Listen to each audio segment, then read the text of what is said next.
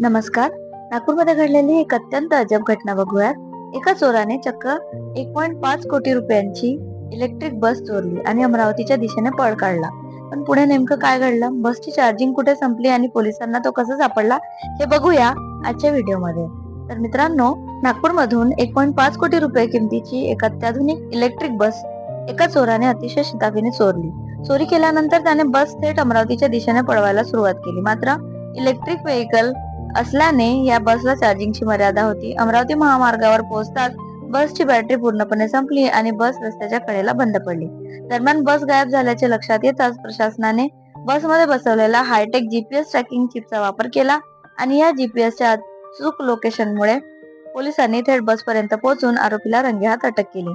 जेव्हा पोलिसांनी या तेलंगणाच्या राहणाऱ्या चोराची कसून चौकशी केली तेव्हा एक अत्यंत धक्कादायक आणि थक्क करणारा खुलासा झाला. या चोराने यापूर्वी वेगवेगळ्या राज्यांमधून तब्बल 20 मोठ्या बसेस चोरल्याची कबुली दिली.